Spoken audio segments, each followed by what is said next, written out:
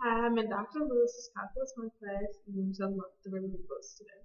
First, I'm going to define a derivative. A derivative is the slope, instantaneous speed, or instantaneous velocity of a function. And to find the slope or instantaneous velocity and speed, you use the function using limits, which is the limit as h approaches 0 of f of x plus h minus f of x all over h. You can also use this when you're trying to find the slope or tangent line of an equation, and you put in your answers, and y minus y1 equals m times x minus x1. Next, we're going to talk about the derivatives of a constant function, and all derivatives of a constant function equals 0. No matter what number, no matter how big, how small, it equals 0. So, and then x is independent, and c is the function. So in the examples here, you have f prime of 7 equals 0, f prime of e, which is a number, equals 0, e prime of pi, or g prime of pi equals 0, and y prime of negative 5 equals 0, because they're all a constant number, they're all numbers, so equals 0. Next is the power rule, which y equals x to the n and is an exponent. And when you take the derivative of x to the n, you bring down your n and you subtract 1. In the examples here, we have the function f of x equals x to the 4th. And then you bring down your 4, and then you subtract 1, which is 4 minus 1. Then you have 4x to the 3rd. In the next problem, we did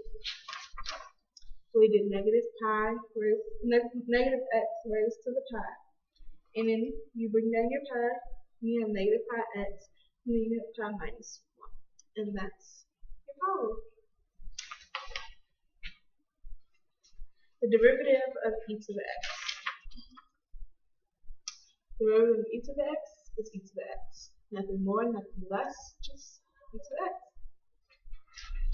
Next, you have your natural logs, and you have ln times the absolute value of x. When you take the derivative, you do d over dx of ln equals the absolute value of x, which equals 1 over x. Now remember that because you have a part of your graph on your positive x-axis and your negative y-axis. So that means that that's only the numerator and the denominator with the line in the middle. 1 over x. I hope everything makes sense. The next is the constant multiple rule, which is f of x times the constant times f of x. And what you do is you bring out your constant, and then you multiply it times the derivative of your function, which is whatever x is.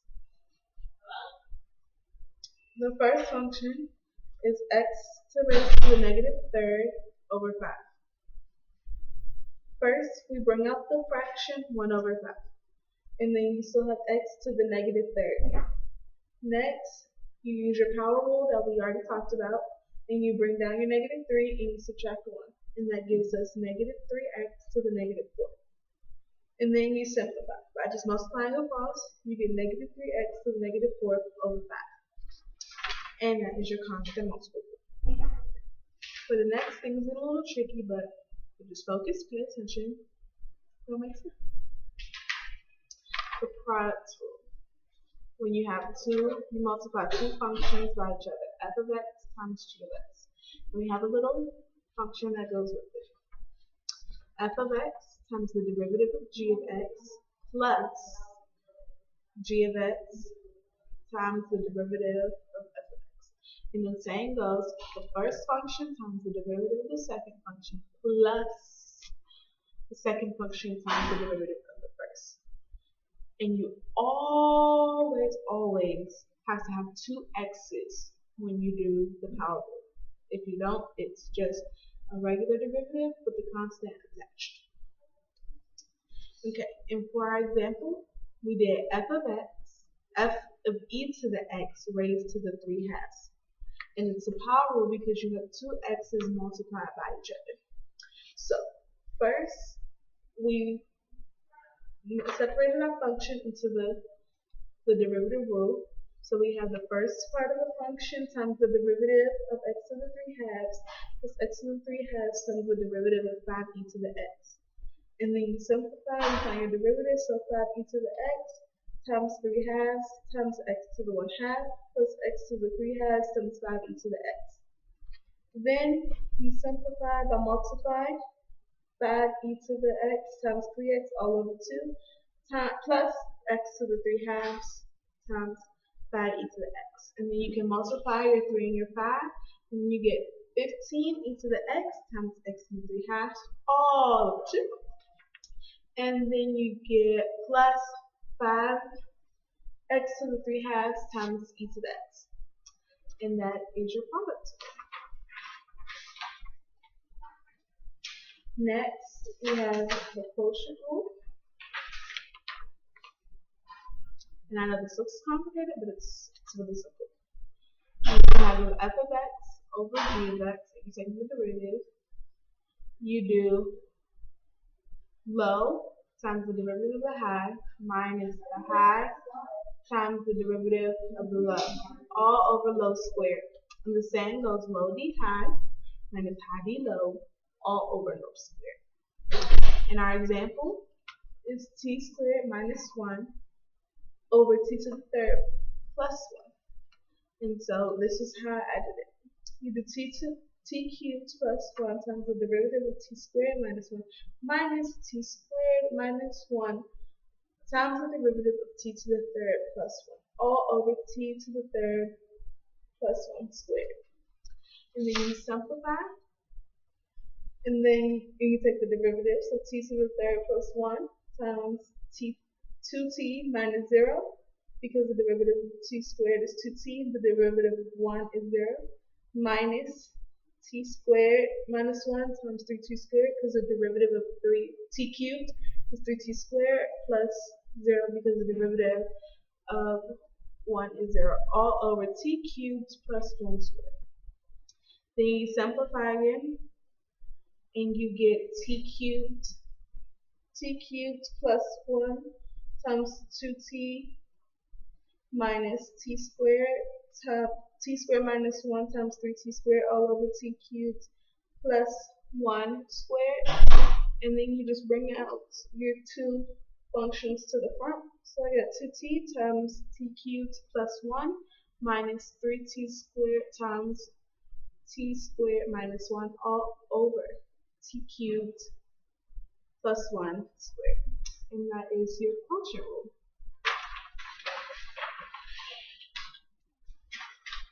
Next, we have the derivative of our trig functions. And I know it's a lot of them, but they're easy to remember. Partnership. The derivative of sine is cosine. The derivative of cosine is negative sine x. The derivative of tangent is secant squared x. The derivative of cosecant is negative cosecant cotangent. And the derivative of secant is secant x tan x. And the derivative of cosangent is secant squared x.